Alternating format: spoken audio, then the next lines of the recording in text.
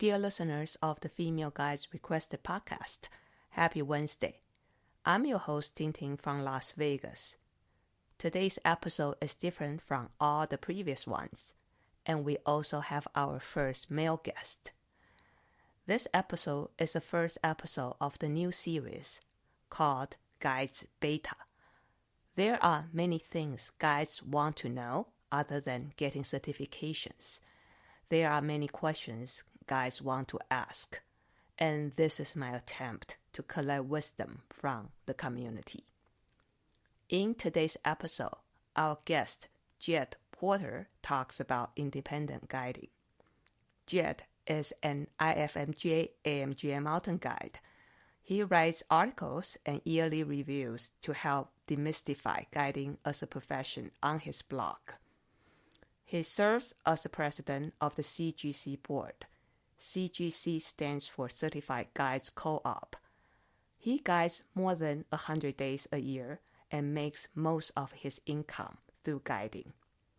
We talk about the definition of independent guiding, the mindset of treating guiding as your business, whether guiding can feed a family of 4, the ins and outs of the CGC, its vision and mission, its cease of operation since February, and its potential future.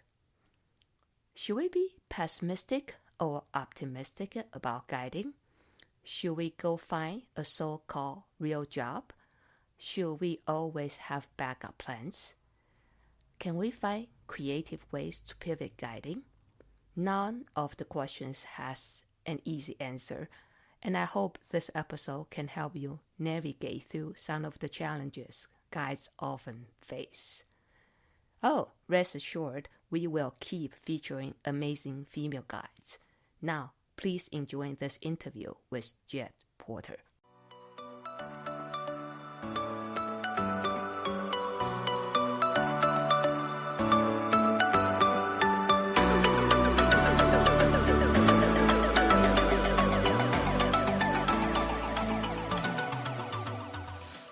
All right, Jed, welcome to the show, the Female Guides Requested podcast. And we have this new section I like to call it the Guides Beta.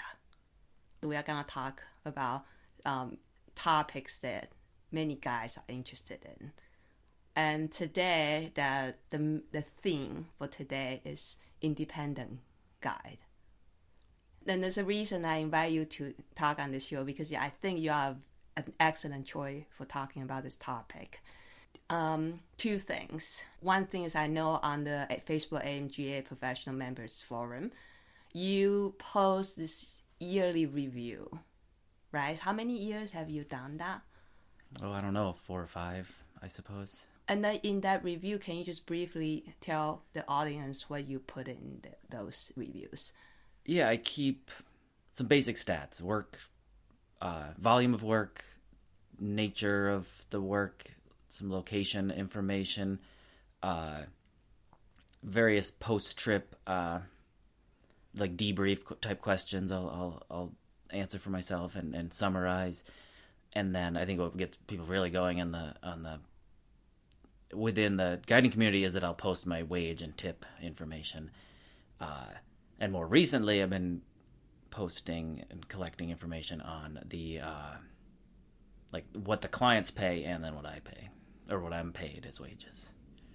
Oh, maybe we'll touch on that a little bit. And then, so another reason that I think you're an appropriate guest for this is you're also right now serve as the president of the CGC, which is Certified Guides Co-op. Yeah, the president of the board of the CGC. Okay, yes, the president of the board, yes. Minor detail. Right. Well, the CGC is a very interesting story. We can talk a little bit more on that. And so maybe do you want to just do a very quick intro of yourself for the audience too, other than all these 2 reasons, so that people can know you a little bit more? Sure. Yeah, I'm a full-time year-round mountain guide. I live in eastern Idaho on the Wyoming border. So summertime is in the Tetons, and summer and winter in the Tetons, and then spring and fall is largely travels for work. I have a 1.5-year-old little daughter and my wife, of course. And in addition to guiding, in terms of family income, we have a couple rental units, and I do some freelance writing as well.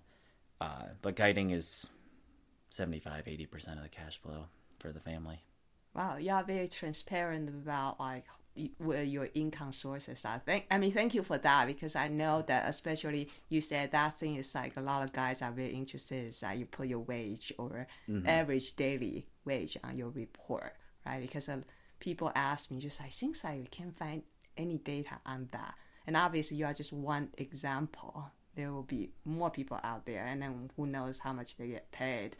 But certainly we don't really know what's the industry standard out there. And also, okay, one thing you were talking about, so you mentioned you're a full-time guide. Mm-hmm. Yeah. And I always have this question, it's like, what does that mean by full-time guide? Like, does that mean that you work a certain amount of days, or does that mean that it consists of the major of your income, or does that mean that you exist a certain amount of salary? What's your definition for full-time guide? That's a real good question. Because by work volume, I'm not nearly as full-time as some. You know, I work 110, 120 field days a year, or up to. Some years even less than that. A lot of administrative and travel time makes it full-time. And for me, like I said, it's not my only source of income. There's always been side hustles along the way. So I guess for me, it's just an easy shorthand for it's the biggest thing I do professionally.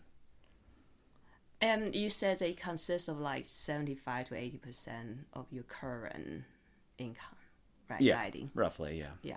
So, because I've heard people told me, I just like, well, they consider themselves a full-time guide. It's just like 100 days in the field, like a year. And then they probably have some other office admin work. But it seems like above 100, I don't know whether it's a consensus or not, but a lot of people think that's a lot of days in the field. Yeah, that seems like a good benchmark to me. Okay.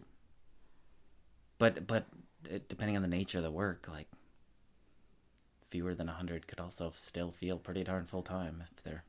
Definitely. You know? Yeah, let's come back to independent guide. So what does it even mean?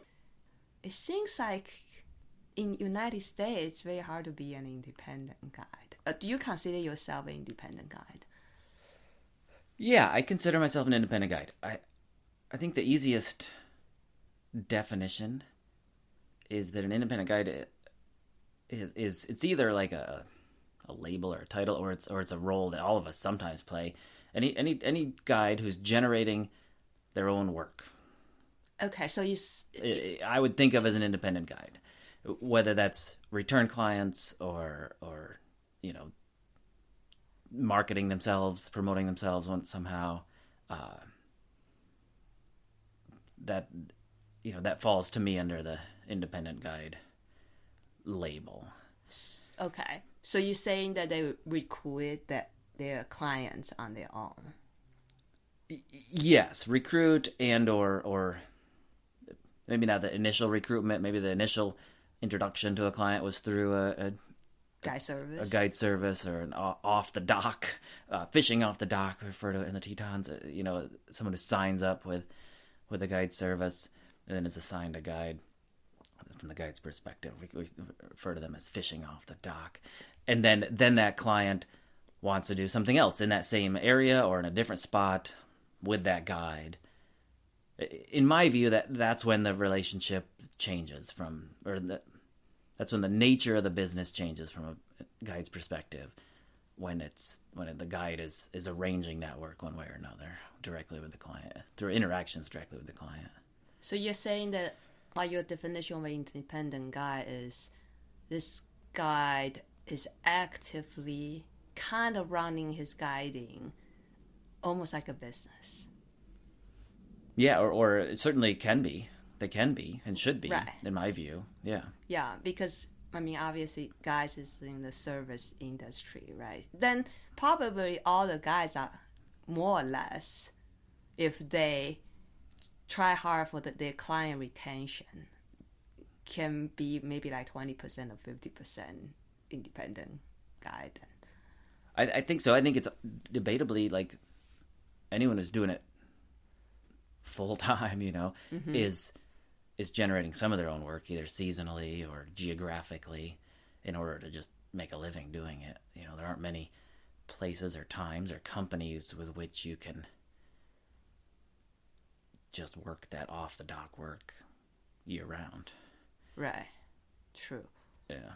So, yeah. People do it, of course. If you do summer in the Tetons and autumn at Red Rocks and, winter teaching avalanche courses and a spring on Denali, like, you don't necessarily have to drum up any of your own business. I see. But there aren't many people doing exactly that rotation, and outside of that rotation, there isn't.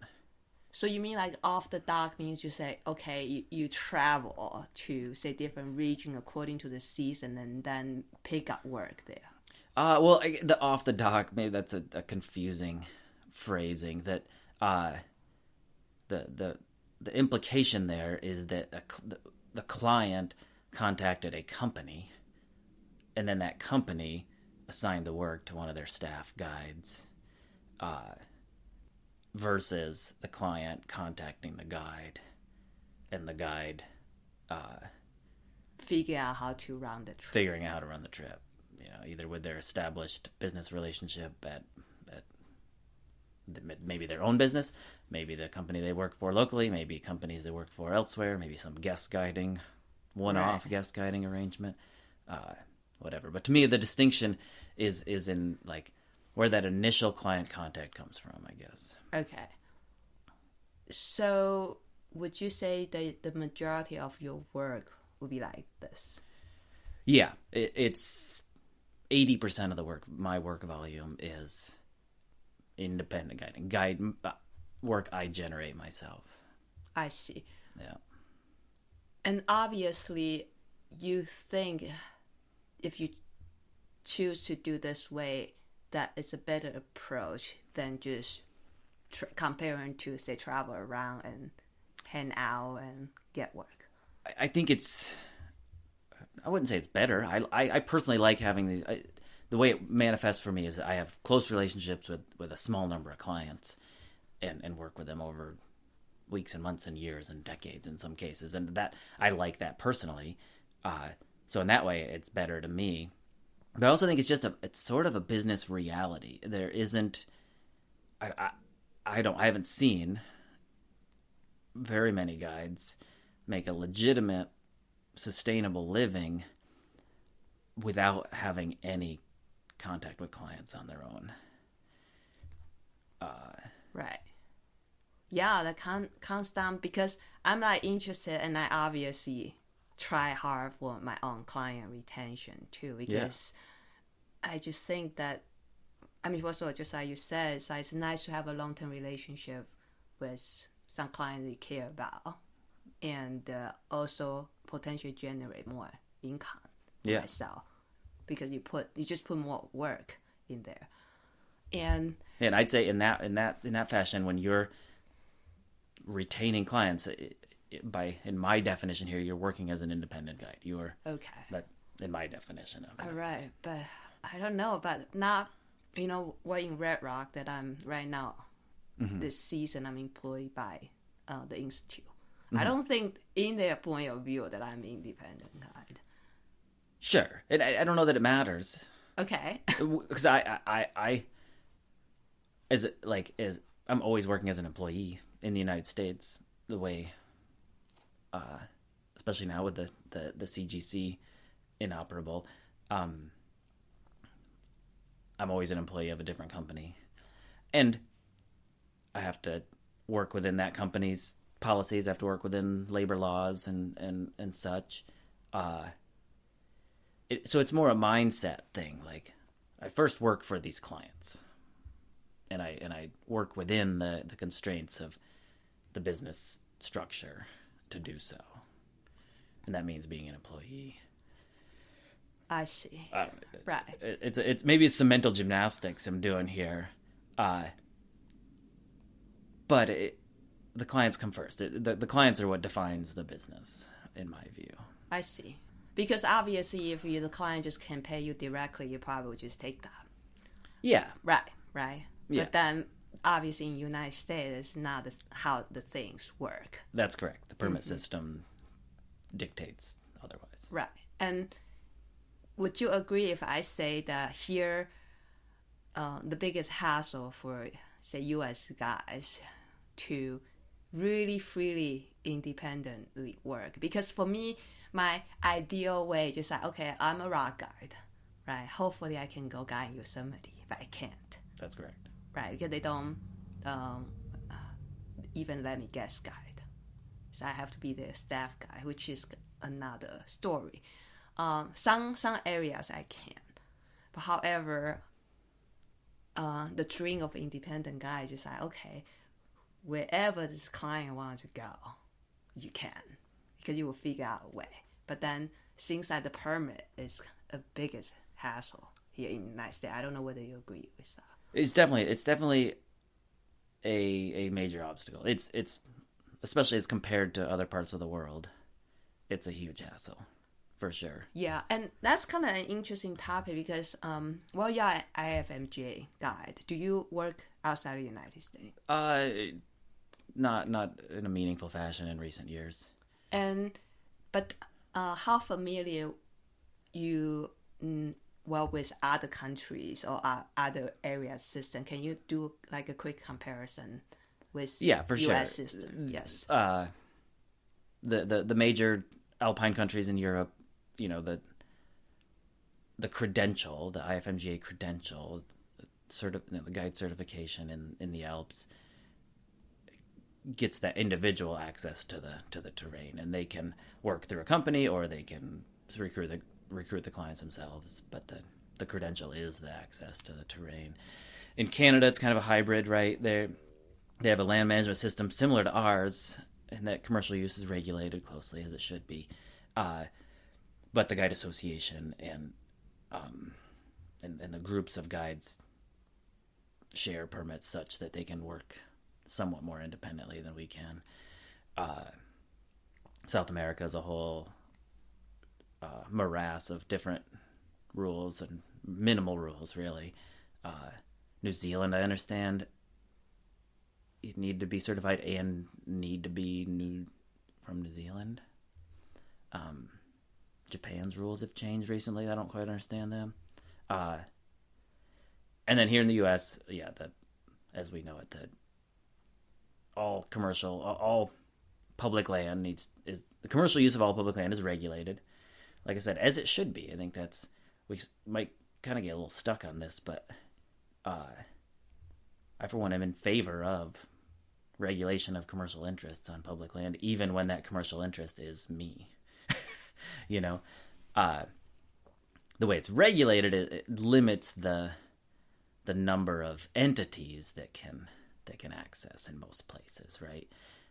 Limited by paperwork, just bureaucratic obstacles, limited by hard and fast rules, like X number of companies are allowed to work, as in Yosemite's the classic example, right? Just one company with 12 unionized staff guides and no more, no less. And that's the most strict of the very sought after destinations. There's other destinations that are a little less strict, but still limited. So you mean that? So in Canada, it's a hybrid system. So the association. So for a guy, they can potentially say, guy in the Banff and then the guy in Squamish, relatively easy. That's my understanding. And I've only ever worked in Canada through the CGC, which holds the permits. But my understanding is that effectively a guide in Canada, certified in Canada, can work in all the major parts of Canada. Association holds the permit. I believe that's how it works. Okay. But obviously in the United States, it's very location-based. Yeah. Right. Each location has its own permit process. And then our association doesn't hold any permit because our association doesn't define, I mean, the AMGA doesn't define itself as the entity should go hold. It's not an access organization. It's an educational organization. Yeah. Exactly. Oh, okay. So then currently for, say, the independent guide, if they want to travel and guide, they either apply, if they start their own business, they either apply for permit on their own. Mm-hmm. Otherwise, most do guest guiding, I think. Yeah. The so-called guest guiding. Yeah. So-called. That's a good way to put it. It's not this clearly defined thing. What is guest guiding? Yeah, what's guest guiding? None of us really know. It's when I work, I'm here working in Red Rocks right now as a guest guide. Right. But the land manager and the liability insurance and the IRS, according to all those entities, I am no different. I am a legal employee of the mountain guides, just on a short-term basis. But the mountain guides refers to me as a guest guide rather than a staff guide. Right. It's a company level distinction, not a formal labor law distinction or anything. Yeah, I mean, of course, for IRS, it's like right. You are just an employee of some company. Yeah. And as long as you pay your tax, right. Fine. Yeah. Yeah. But then but that's a kind of like a term flowing around among guys, right? Because if you don't hold the permit, you need to somehow figure out. Yeah, it's a very important term, and it's how you start the conversation. Hey, you hold the permit in the Black Canyon. May I come and guest guide there? It's just the term we've developed to streamline those initial conversations. Right. It doesn't mean anything to the client either, quite frankly. It's just a term for it's an insider baseball term. Okay. Then how's your own business model for yourself then? Because I know that I have some friends, right? So, they are located in some areas. The permitting is a little bit relatively easier. Mm-hmm. Like for example, Joshua Tree, right? It's relatively easy. Or some area in Washington states. So then they register their own business, so they apply those permit. And if they travel, go to Utah, mm-hmm. then they will try to find guest guiding. Yeah. So is that also kind of how you work, or do you hold any permit? I don't hold any permits. No, the CGC does, and I'm a member of the CGC, so that worked well enough for me. I've never lived anywhere where I did enough. I've never done enough volume of work in any spot where it justified me individually or my LLC holding any permits. Okay. So especially now with the CGC inoperable, every single day I book is through a company. Okay. That's not mine. Right. Yes.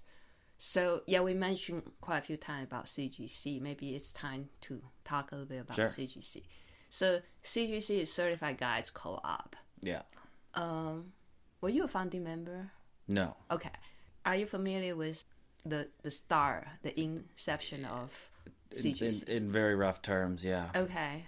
Because I'm a little bit later time frame, so do you know? Can you describe it? Yeah. Just based on your understanding. Yeah, it was 2010.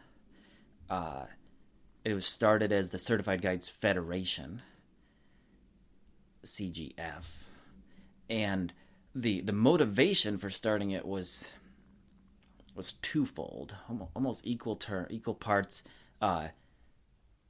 supporting independent guiding like we've been talking about, and working towards reciprocity for IFMGA guides from other countries. One of the conditions, so the AMGA is a member of the IFMGA, and one of the conditions of AMGA membership in the IFMGA is that we offer other countries, certified guides from other countries, reciprocal access here. We can go to France and they can come here, we can go to New Zealand and they can come here and whatever. So the CGC was an effort motivated by that to fulfill that requirement. Yeah, because it's only fair, right? Because, it's only fair. Right? US IFMGA guys can go to Alps and guide there. That's but correct. Then they can't come here. That's correct, okay. Yeah. So that was the initial founding motivation, in my understanding. So it's kind of like a solution, that kind of underneath the current permit system in the United States, trying to create a solution to fulfill that mission. Okay. And it had to rebrand at some point from the CGF to the CGC. It's now cooperative. And members buy in. And I think a member buys in and then can activate that membership with additional fee. And then until February of 2023, and the CGC in turn holds permits and liability insurance. And for years and years through February of this year, activated members in good standing could run trips on those permitted areas and select areas overseas for a flat daily fee. Yeah. I mean, certainly because I use CGC's permit to run like a handful of trips in Indian Creek. Oh, yeah. Yeah. So, and then it worked well for me, for sure, because that's like most net income if the same amount of people comparing to, I just guess guys will say other company, right? So that was like a no-brainer. It was a great deal. Yes, for guides. For guides. For sure.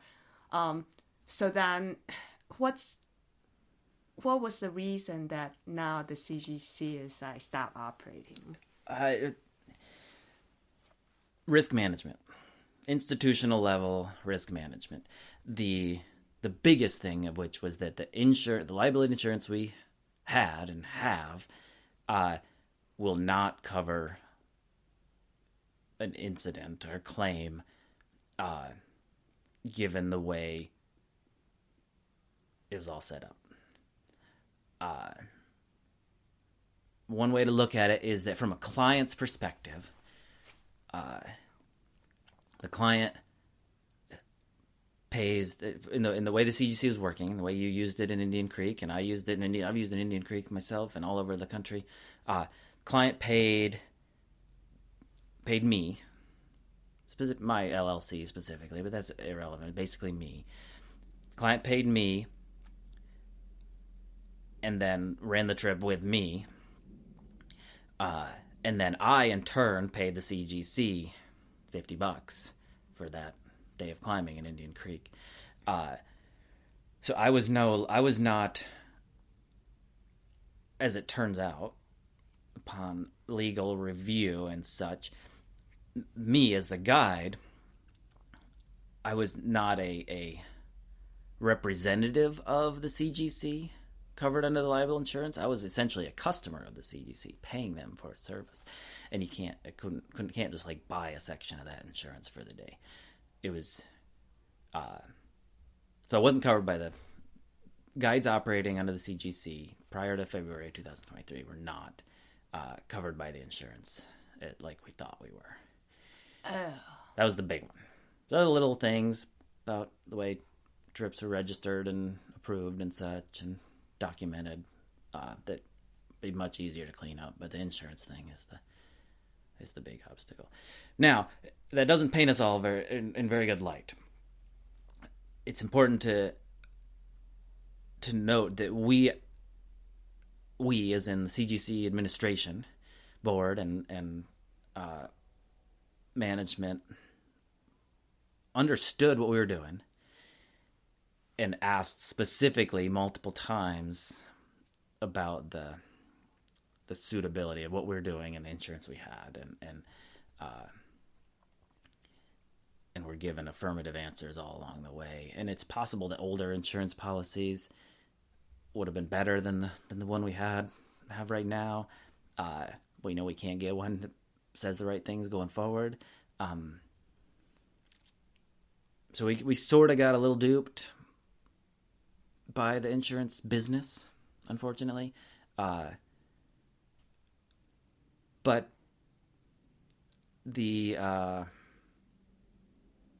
we never had an incident, so it's all good now.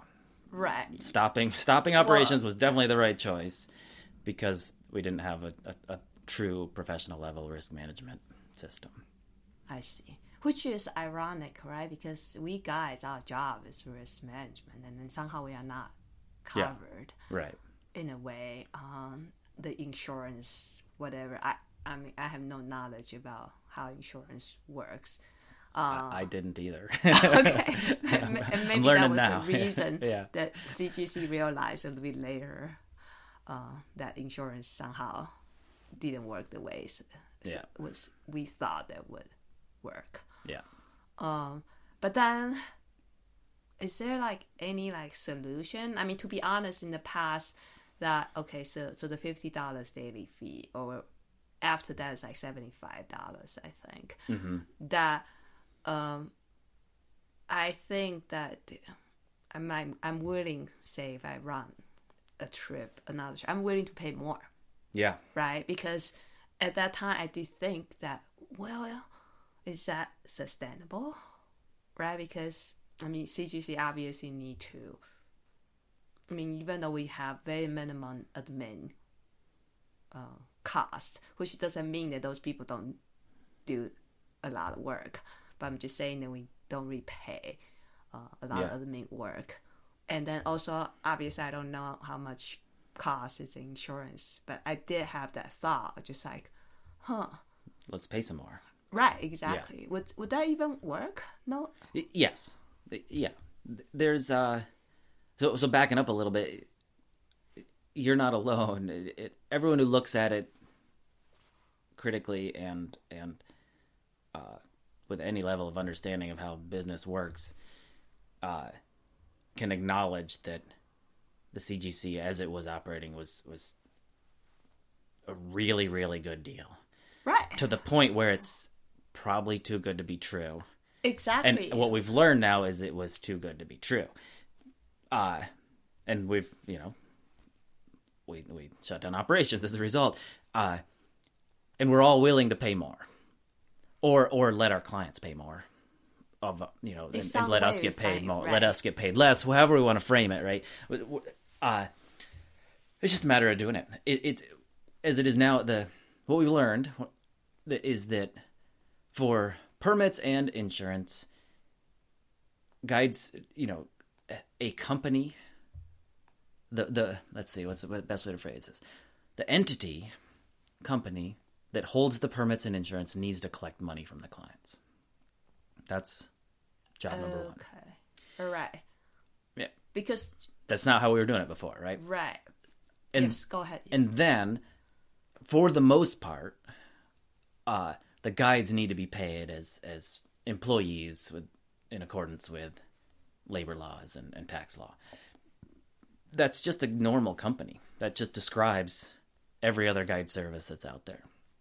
Yeah, because that's how the Institute does it. That's how the Mountain Guides does it. That's how, single permit holder in Joshua Tree does it. They, it's a company, holds a permit, has insurance, collects the money, pays a guide in accordance with labor and tax laws. And that's what the CGC needs to do. Okay.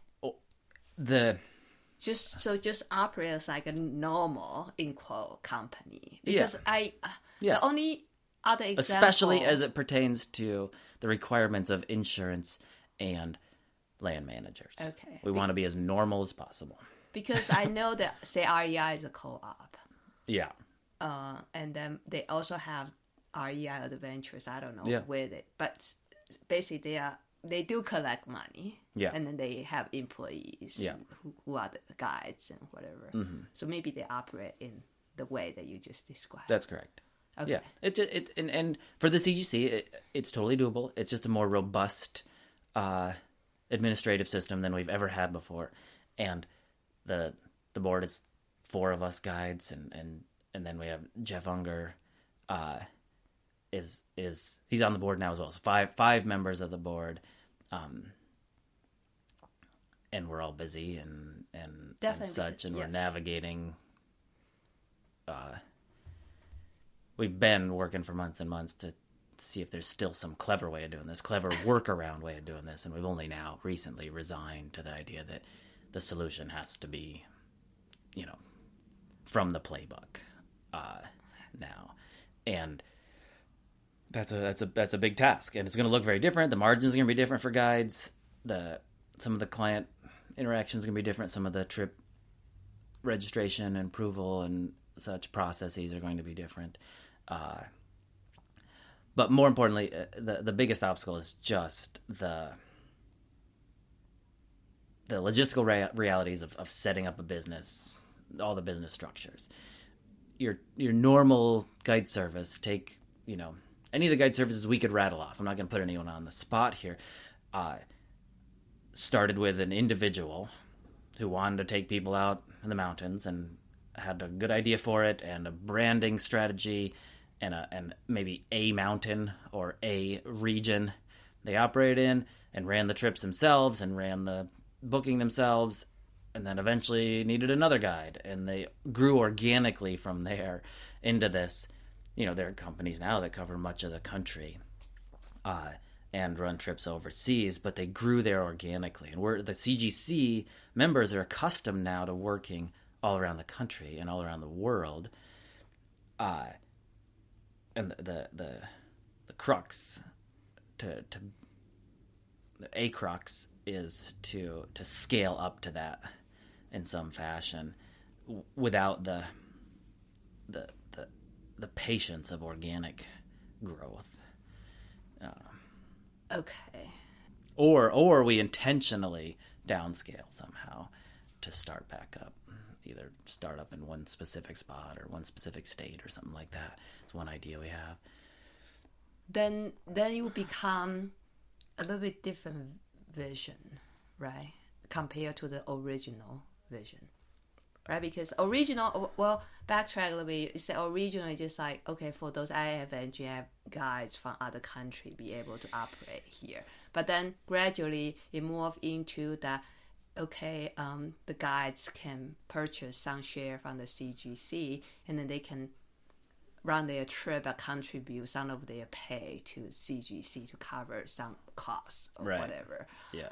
And then, so during that transition, is the mission of CGC kind of changed? And what exactly was that? Yeah. So, well, prior to this year's drama, what we were doing had changed. Even it was possible for the CGC to provide that reciprocal access in some places. A Swiss guide could come and work in Indian Creek, fully, legally, legitimately, through the CGC prior to this year. No, well, I should say, as it turns out, not fully covered by insurance, but no different than an American guide. So it did provide this level of reciprocal access. However, there's very little participation in that. Okay. Because for that Swiss guide or Canadian guide or whatever, it was quite expensive. They had to buy in the full $1,000 and activate the membership, and it just was, no one was coming to do it on a volume that was meaningful enough. So it did serve that purpose. What it also served to, I think in these last 20 years, as I've watched the business morph, there's a lot more of guides like myself who are generating their own business, more so than it used to be. And those guides were coming to the CGC to run some trips. They were teaching avalanche courses in Colorado and Washington, and they were ice guiding in Canada and rock guiding in Moab, and we'd get the permit here in Red Rocks every once in a while, the 10-day permit and stuff like that. And then there was guides were able to cover their independent work in the Alps through the CGC insurance, or theoretically. So the CGC grew to serve a broad and diverse and meaningful amount of guide business of American guides, U.S. resident, U.S. citizen guides, U.S. certified guides. Yeah, and it can still do that. And that's what we're focusing on now. The reciprocity thing, I'm sort of speaking out of my depth when I talk on the reciprocity thing. I don't fully understand how it has to work. I don't know what the AMGA's obligations really are. I know there is an obligation. I don't know how it's phrased or what have you. But there is an obligation there. And my fantasy is that an entity, like the CGC or something similar, could serve independent guides like myself, like ourselves, when we want to work in Indian Creek and the Flatirons and wherever, and maybe even more and more places, and be big enough with some sort of, it could sponsor, I think that's the right terminology, sponsor a foreign guide to come and work in the U.S. I see. You know, like the same as how a ski resort has guides from overseas come. You know, you go to Jackson Hole Mountain Resort and everyone's name tag says New Zealand and Peru, you know, and the special type of visa. I'm way out of my depth here, but I think that an entity that was focused on serving independent guides and somehow considering the reciprocity question could do that somehow. Okay. But that's a critical and critically large scale of an operation to do that. Right. And it might mean that costs money to sponsor these foreign guides to come here and work within the U.S. system. It might mean that guides working overseas in France, U.S. guides working overseas in France, have subsidized that somehow. Okay. I don't know. Excuse Maybe me. not. That now we're going really in the weeds, but it could. An entity like the CGC or the CGC, we may have to rebrand. That's why I keep hedging my terms here. From a co-op in order to satisfy the bean counters. But whatever that entity is, way down the road at a much larger scale, I think could still serve to address the reciprocity question. Right. Yeah. But right now, like, the boards are thinking hard about what that might be. Yes. All right. We might need somebody like Elon Musk to yeah. spare like $1 billion from the purchase of Twitter. For sure. Yeah. Whatever Twitter's worth anymore, right? Right. I mean, CGC might be worth more than Twitter right now. that I don't know. Yeah, because right now it's the X, so right, you never know. It's unknown. Yeah. X. Whew. Wow. Questions on all that? Did that make any sense, you think? Yes. I kind of like to say that I'm always in this guiding thing. I'm like long-term optimistic. It just a lot of time, somehow you don't see solution within 6 months or even 2 years. But then, I mean, when you, like, I know that you work hard, and I met Jeff, and he's such a great guy, and he works really hard on the CGC. So people are pulling their talent and think about the thing. So something is gonna happen. But then it just takes time. It takes time. And it's really, like, I'm more optimistic in the short term even maybe than you are. Oh, okay. Because, I mean, it's challenging what we do. It doesn't pay that well. And it's complicated by bureaucratic matters way above our heads. But it's still a really cool way to make a living.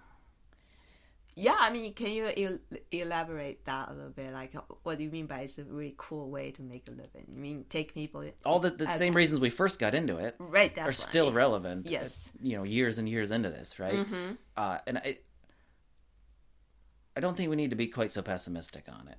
That working on back to the very basics of the problem, as you put it, the crux is the access situation, the permit situation.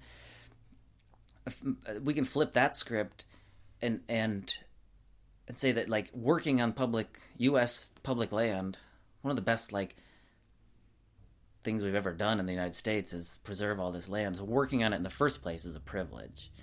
And if it means I have to file 4 different W-2s every year, or 8 or 10 or whatever it is, like, that's sort of minor in the grand scheme of things to have these amazing wilderness landscapes that we also get to make a living on. Like, I think I don't think we want to make too big a deal about how we. I'd be afraid of, like,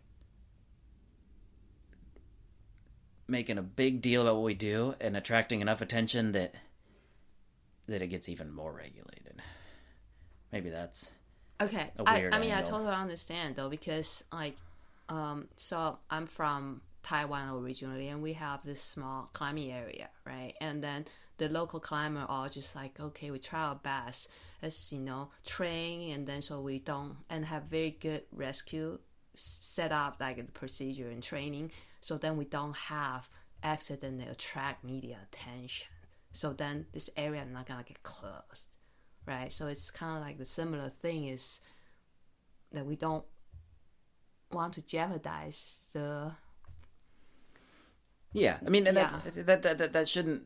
That doesn't make me sit on my laurels here. Sit back and relax. But it's just, I have to tell myself that to put this all in perspective. Okay. As frustrating as it is, and as limiting as it seems, and as tenuous as our jobs seem, like, we're still going out to play in the world's greatest protected spaces. Right. I mean, on a daily basis. It's a cool way. Yeah. To make a living, as you put it, and so obviously you think it's a sustainable profession. Yeah, for sure. Right, because when before our early chat, we were talking about the running joke about the pizza thing. What's the? Oh yeah. What's the difference between a large pizza, and a mountain guide? Right. Yeah, the large pizza can feed a family of 4. I have a family of 3, and we're still eating. So I mean, maybe that's because you have family of 3. Right? Yeah. We can't afford a right. child. Don't have another kid for that. Yeah. If you have another kid, I will deliver pizza to you. Fair enough. All right. No. Yeah. Good to know. Yeah, I mean, we're gonna keep pushing it and gonna keep figuring it out. I think though that the solution, the 6 months out, nothing's gonna change. 6 years out, the solution is going to be within this system. We're all gonna be employees of entities that hold permits. The pipe dream and the better arrangement is access, credential-based access, where the individuals, by virtue of their peer-reviewed skills and practices, are entitled to work on public land. But it's just not going to happen. So the solution, is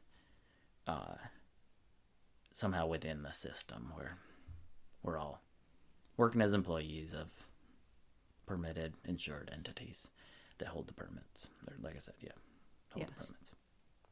And that's not that hard. It's just a matter of doing it. Right. In fact, it's in some ways, when we finally learned that, like, all the different clever things we were trying to do with the CGC were not going to work, it was somewhat liberating to realize that we don't have to. Not only do we not have to reinvent the wheel, we can't. We have to like fall into line and join the system. Right. and do it better. Do it with better margins and lower overhead, so that guides can keep more in their pockets. And do it with big picture matters like reciprocity in mind, or on the fantastical level. But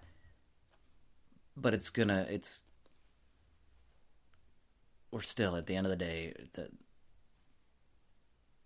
for the foreseeable future, we're going to be W-2 employees of permitted entities. Yeah. Yeah. I mean, just like you said, right? If we say we want to be an entity, right? I mean, there's so many. It's just like, it's not hard. It just take effort to just make it happen. Yeah, for sure. Yeah, but it's nice because we are trying to find other creative solutions. For sure. Right, and then that's what in the grand scheme, that's what guys do. I mean, we look at all sorts of options, and then sometimes what's left is the way to go. Right. Yeah. Seeking simple creative solutions to complex problems. Great. Yeah, well then, thank you. It kind of cheered me out a little bit, and I know that you all work hard, but I just don't know, because I don't know how many members in the CGC. So a lot of time it could be like too many cooks in the kitchen and all pressure the board, and that could happen. I'm just imagining. I'm not trying to say that people do that. But then there will be more idea, opinions, and all that, and it's just very hard to get everybody in the same room at the same time to somehow figure out a consensus. Yeah, I think we have a good structure. The obstacle is just normal life realities of those of us involved. I think I have the fewest children of anyone on the board, for instance. Okay. It's a fairly... then I might have to deliver pizza to them. Yeah. We're busy folks. Right. Running, trying to make a living ourselves and have lives and do the CGC thing. Yeah. Well, that's slowing us down a little. Let me know anything I can help. For sure, yeah. Then maybe we'll have a hold on the CGC, because we kind of have to wait for a little bit until. Yeah. I mean, I know that you send out regular updates. Yeah. So. Trying to. Thank you very much for just I mean, right now I'm not relying on it, so I'm have a lot more patience. But I still appreciate all those updates. I'm just what's going on, and because in a way that for guys, solving problem is what we do. So it's kind of interesting, even though I'm not part of the team that's trying to solve the problem, but I really love to see how as a collective we solve the problem. Yeah. And then let's go back to a little bit of your yearly review, because I really like that you put it out there. Then what was your motivation? I always wanted to know about basically, my motivation is I want to know I want to know that information myself from others, and so you kind of okay, then I would. Yeah, that was the initial motivation, and I also think it's the only meaningful thing, as our conversation collectively has gone towards DEI type stuff, diversity matters, and increasing the representation in the guiding business. It seemed like a tiny little thing that I could do to demystify the profession to a broader audience. Because it's easy, one of the obstacles to joining the profession has long been cited as you have to know someone to learn how it all works. Okay, yes, right. And we only know people who are more like us, and then we all end up looking the same. And I mean, I look just like every other I look like the typical mountain guide for sure. Middle-aged white dude, losing my hair. But it seemed like something I could do as a middle-aged white dude losing my hair to demystify, pull back the veil on what the profession looks like on a broader scale, so that someone who's means that, okay, if somebody like cold call you, say, oh, you know how to become a guy, you say, look at my yearly review. Yeah, you probably have some information. even that person who cold called me might have faced some obstacle. Just put it out there, so they don't have people don't even have to call me, don't have to ask me what I make for a living. Right, because I already have this FAQ. It's just there. It's just there for people who have no connection to me otherwise to see. Okay, so can you elaborate again? What did you put on the review again? Wage information, client cost information. The nature of the work is like whether it's rock climbing, ice climbing, alpine climbing, ski guiding. So you categorize stuff. I don't know if I've reported on this, but the review is generated from my daily post-trip self-debrief questionnaire in a spreadsheet form. And I keep information on field days worked, but also nights away from home. Oh, okay. Yeah. In support of those field days worked. Success rate, summit percentage. Okay. It can be drawn out of the data there, and I think I've reported on that. Nature of client contact, whether it was returning or directly to me or off the dock, stuff like that. I think I've reported on. I know I've reported on that, actually. Yeah, and then every once in a while something more subjective, just to like give a little glimpse into the guiding life. A few years ago, one of the questions I ask is like, what's something I learned today while working, right? And a few years back, I noticed that an overwhelming number of times, like 1 out of every 3 days or something, I would write into that field that I was. One of the things I learned is that I was capable of doing the job. Like I was surprised at how well I had done that day. Oh, okay. So it pointed to this like disconnect between my confidence and like performance maybe or something, a confidence disconnect, and I shared that story in the yearly review just to show the value of collecting more subjective data and seeing patterns in that.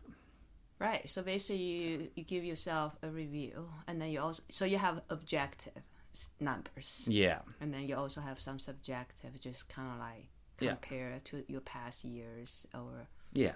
Okay. That's like really cool. And do you know any other people do such thing? I think lots of guides. Many guides have asked me for the template. I share it readily, the daily template. And then I think a time or two, when I post it to the AMGA Facebook group, a time or two people have shared some of their own numbers. And, right, I saw some of them sharing on the comments. So they must be collecting the information as well, yeah. That's kind of interesting. I wonder whether AMGA is like an entity they could like have something like that. And why people think it's that mysterious of like becoming a guide?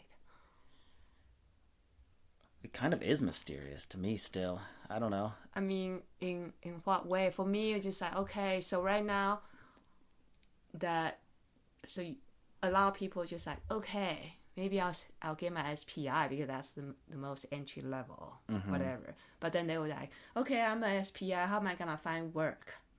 Right. Right.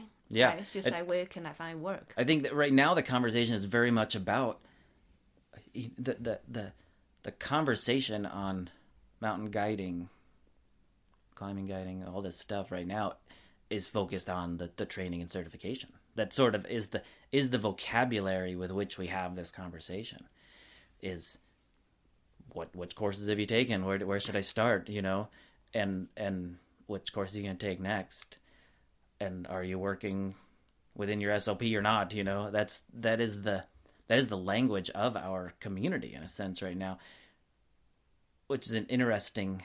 When you step back and look at that, sort of it tells something about our phase of our community, like maturity, if you will. I guess my fantasy is that our conversation can move somewhat beyond that and to definitely, right, and other things,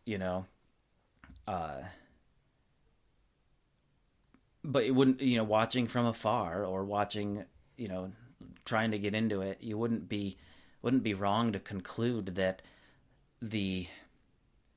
if you're aspiring to be a guide or interested in being a guide, and you were to listen in on our collective conversation at the Crag, on Mountain Project, through our guide organization, through the podcasts, you wouldn't be wrong to conclude that the training and certification is what informs the whole thing. You get the training, you can then work. That's what you get. But as we know, that's not all there is to it, right? Yes. There's the access thing, the public land matters we've been talking about. There's the clients and the nature of the business, the ebb and flow of the business, and the trends in the business, and the trends in what clients want and need and what they're capable of. That's the real thing. I mean, I think so. Yeah, for sure. Certification is like, okay, you got like your bachelor degree, you got a master degree, but you still, all those graduates need to say intern, and then they learn the ins and outs if they first started working in the company, and then eventually maybe they want to do their startup. Yeah. So, but that's like, we're still sort of having the conversation whether you need the degree in the first place or not, right? Okay. Right. Sure. Which is fine. We're we're having the conversations we're supposed to have collectively. Right. I'm not discounting that. I'm just pointing out that we can also be in mentorship role. In terms of demystifying what this field is. It is training and certification and experience and such, but it's also business realities, and it's trends and client realities on a big picture, and then on a small scale, like serving these clients individually, and so on and so forth.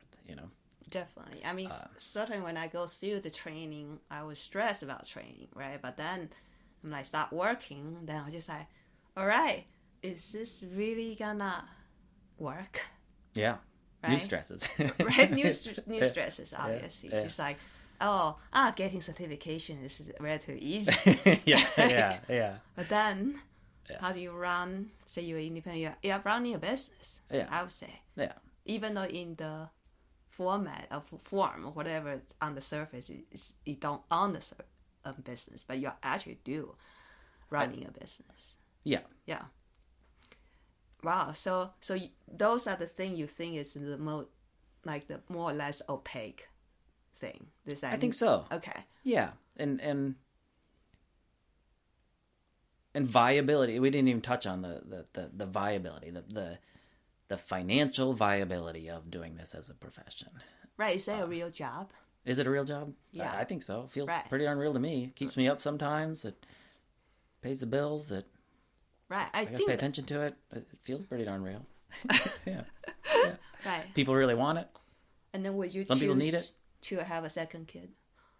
I don't know. Okay. We'll see. Right. No, probably not. We're Okay. good with one. Right. I mean, obviously, according to you, it's just like, I can do it as a living, right? And then, so you call yourself this middle-aged white dude. And then I'm also like 40-something. Well, I don't know. With middle-aged, I don't know the definition of middle-aged anymore. I'm 44. Oh, okay. Yeah, so we are both in our 40s. Mm-hmm. And then people, because I've seen a lot of people just like, oh, I'm getting old, right? So that kind of, okay, that I have another question for you. I've seen you working with Mark Smiley. Mm-hmm. So I was wondering whether he's doing a little bit transition into less field day and more like of his mountain skill. That's what it seems like to me. Yeah, he still guides some. But that he's a brilliant entrepreneur. He's out there making these online courses and beyond climbing now. They've got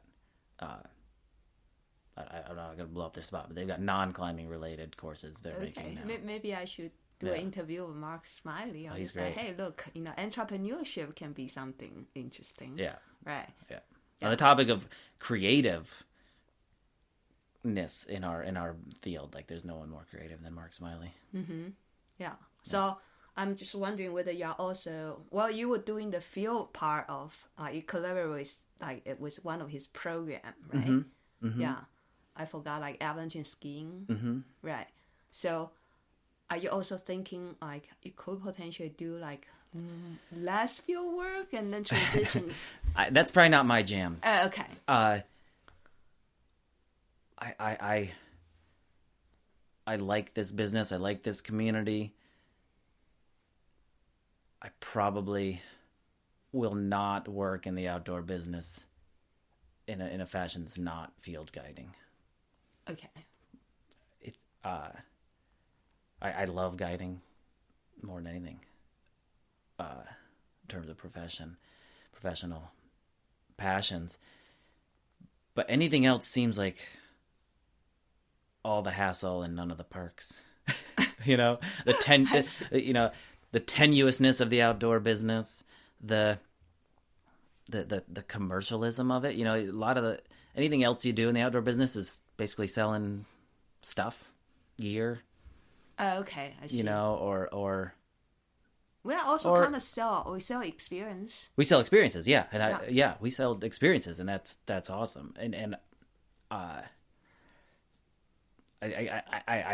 love selling experiences, and I'm just not as interested in selling anything else, I guess, in the outdoors for some reason. So yeah, if I had any exit strategy, would be likely non-outdoor, something not in the outdoor business. I see. Yeah. Well, I do some gear writing. I sell stuff. And it doesn't. I don't like that, I guess, but it's very healthy. It feels like a healthy side hustle if something were to happen to me physically. I've always got this. Right, because we somehow we can get injured, but that's also part of the game. Yeah. Yeah. I don't know what I'm saying about transitioning. I want to field guide until I'm done working. I'll say that your favorite part is field guiding. For sure. Right, but certainly, right. I mean, you probably have disability insurance and all that. I don't have disability insurance. Okay. But we have those rental properties, and the yeah. freelance writing, and my wife's got all kinds of mad skills we could tap into if we need to. She's not working right now; she's momming, but so like something to fall back. We got lots of things to fall back on. Yeah, because that's the thing, right? I talk to people just like it. I mean, sometimes an accident happened, then you got injured, and then you can't work in the field. Then what to do? You still have a family of 3 or 4. Right. Yeah. to feed. Yeah. Have something in mind. Right. I did substitute teaching for a long time. Oh, okay. That was my backup plan, and it worked really well because I could just keep my foot in the door with a little bit of substitute teaching, but it's always the thing I could ramp up rapidly as needed. Right. And then in one of the posts, I remember you mentioned something like on the line of self-care. You were talking about the physical therapy thing. Yeah. Yeah. Like maybe prehab or... I have a PT on speed dial. Okay. And I just got off the phone today with a coach. I think I'm going to employ a coach this winter just to structure the training a little bit. Right. Right, because that's also like your investment in yourself, so then you can stay longer. Well, in the field. If that's you use the phrase, right? Like we run ourselves like a business. I forget how you put it, but like each of us guides is a business. It is. And our body is an asset, like in a business sense. Yeah, so you right? need to take care of it. And you have to take care of it. and if even if you're working strictly off the dock work, you go to Denali and the Tetons and Red Rocks and avalanche courses and Denali and if you do some circuit where you don't have to generate your own clientele, you're just plugging and chugging. At the very least, you're still maintaining the asset that does the work, right? Yeah.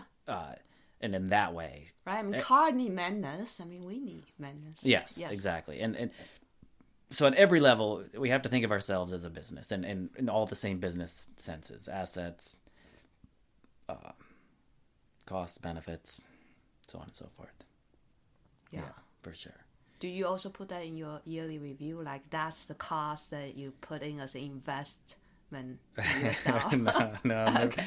I don't really try and quantify it. Right. It'd be terrifying to. I mean, you to can actually put it in the business cost. Yeah, of course. Mm-hmm. But to fully own how much any of us rely on our bodies would be true. A little depressing because we're vulnerable, you know. Right. True. Whew. I mean, it's actually interesting to talk about it because I don't know. I mean, it's nice for you to remind me that I don't have to be even short-term pessimistic. I can be short. Well, that's good. I mean, I'm an optimist. I'm an optimistic person, but I can't predict when things will change. And then if things change, obviously, it's just like, once you climb to a certain level, like improvement is very hard to see. But then maybe you have to wait for, like, say, I don't know how long, and look back. Just like, oh, yes, I improved. Mm-hmm. Right? So that's kind of the nature of the growth curve is just going to look like plateau. Like for the career as a whole. Yes. Yeah. Right. I think we're still in the steep part of the curve. Oh, so you're way more optimistic. Oh, yeah. This whole thing with the CGC, for instance, mm-hmm. It's fully just like still growing pains. We're not anywhere near any sort of plateau for the CGC specifically or individual guides. The guiding business as a whole, even internationally, is very, very young. Like, we don't really know what we're doing yet. Oh, right. That's my take, at least. I mean, in a way, that's probably exciting. Oh, yeah. Yeah. Like, once you're on that flat, it's just like, then what am I going to do? I'm going to just ride it, But then now you have...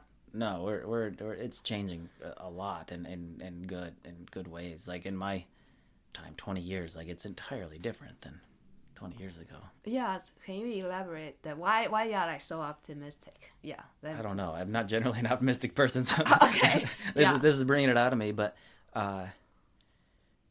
what did you see? Right. So you start guiding, like say 20 years ago somehow. Yeah. And at the time. Or at the time, the conventional knowledge, right? You'd ask around about guiding, like, oh, it's really hard to get those jobs. No one ever gets them.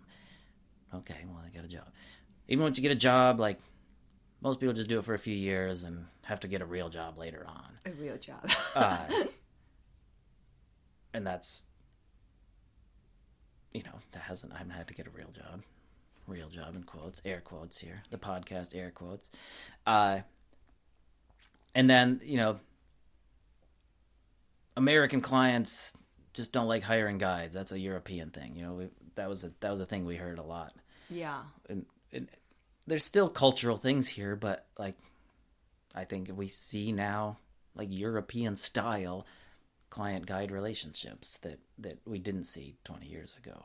In the Tetons in the winter, there's a growing culture of weekly ski groups that hire a guide, and there are dozens of them now, and that's cool. That wasn't happening 20 years ago. And then the number of the participation in the avalanche courses, the SPI courses, the interest in I think this is an opportunity for someone out there. The interest in like AMGA level education, but for recreational climbers is huge. like professional level education without all the guidey BS is a huge opportunity. Obviously, the growth in just the climbing business in general, the gym thing, the greater numbers everywhere, plethora of more and more developed climbing. Yeah. I don't know. I think we're in the steep part of the learning curve here as a business. Awesome. As a community. So which means that we are also should be thinking about creative ways and solutions to kind of ride this steep curve.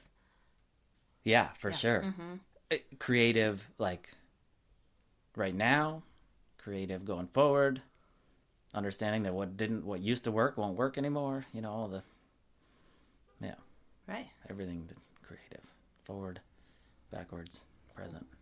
And then maybe I last question for you is like, why do you love guiding this much? It's the people. It's the people. For sure. I still can't think of any other profession in which the professional gets to spend hours, days, weeks, sometimes months, sometimes with their clients. You know, and in a way, it's also a quite intimate relationship. Extremely intimate. Yes. Yeah, extremely intimate. That's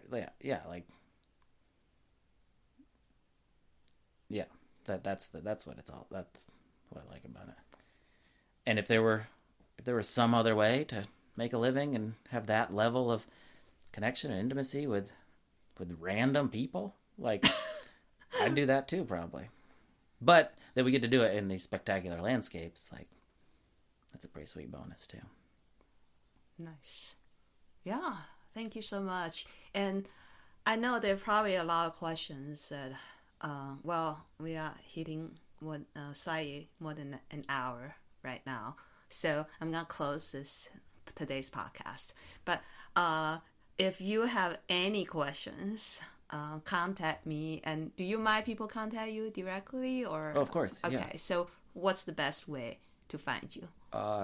Jed.guide is my website.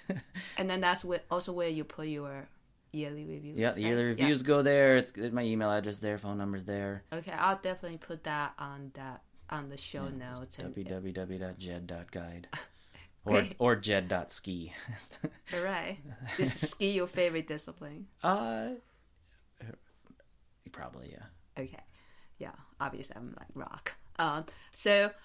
Great. So if you have any questions, you think just like, come on, Ting Ting, ask better questions, just write to me and then I'll contact Jed, or you can contact Jed directly on your own. And then, or if we have enough questions, we could do a follow-up to our Zoom, Jed. I bet he can spare a day. Oh, an hour or so for me. Yeah, that'd be cool. We could do that. Great. Yeah. Thank you very much. Thank you.